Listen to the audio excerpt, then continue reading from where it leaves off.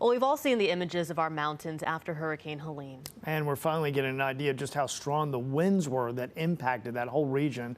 CBS 17 Storm Team meteorologist Rachel Dunsing is here to break that down. Rachel. Yeah, so Russ and Liz, it's been almost 2 months since Hurricane Helene devastated our mountains, and the National Weather Service in Greenville-Spartanburg has released the estimated speeds of the wind gusts that impacted the western part of our state. So on the edges of their estimates, colored in light blue, that's where wind gusts were found to have been 40 to 50 miles per hour. In green, which includes places like Boone, Hickory, and down toward Charlotte, winds were 50 to 60 miles per hour. The widest swath of winds in yellow estimated to be between 60 and 70 miles per hour. And while they are much smaller regions, the sort of reddish orange areas were found to have wind gusts up to 80 miles per hour. That is hurricane force, actually a little greater than hurricane force.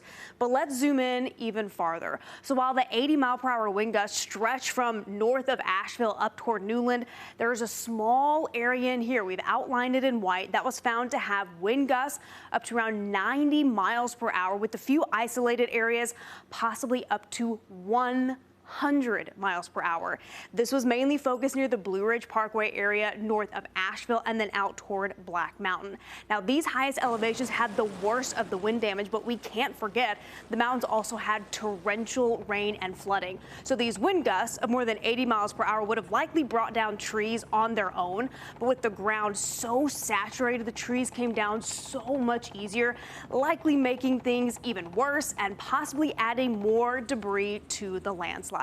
So we've been saying it for weeks now. Recovery efforts, yes, they've been ongoing, but it's likely going to take a lot longer to fully clean up from the devastation that was Hurricane Helene.